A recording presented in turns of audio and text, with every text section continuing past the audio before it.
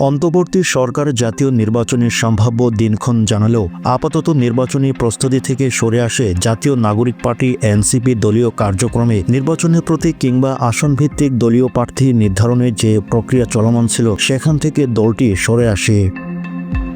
জানা যায় রাজনৈতিক মাঠে নিজেদের অবস্থান ধরে রাখতে শেখ হাসিনার বিচার ও আওয়ামী লীগকে দলীয়ভাবে নিষিদ্ধ করার দাবিতে আন্দোলন চালিয়ে যাবে দলটি।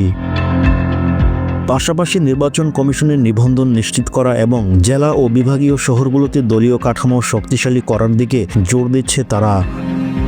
এনসিপির নীতি নির্ধারণী নেতাদের সঙ্গে আলাপ করে এমন আভাস পাওয়া যায়। এনসিপির মুখ্য সমন্বয়ক নাসরুদ্দিন পাটোয়ারি গণমাধ্যমকে বলেন, জুলাই অভ্যুত্থান পরবর্তী দীর্ঘ সময় পার হলেও সরকার এখনও গণহত্যার বিচার এবং আওয়ামী লীগকে নিষিদ্ধের কোনো দৃশ্যমান উদ্যোগ নিতে পারেনি।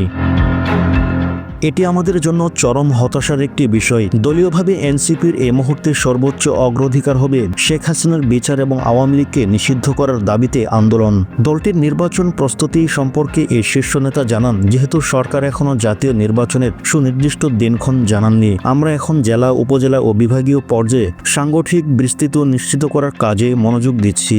দলীয় সূত্রে জানা যায়, গত ঈদে এনসিপির কেন্দ্রীয় কমিটির অর্ধ শতাধিক নেতা নিজ নিজ নির্বাচনী এলাকায় গণসংযোগ করলেও ঈদ পার হবার পরে এদের অধিকাংশ এলাকা থেকে বিচ্ছিন্ন হয়ে পড়ে।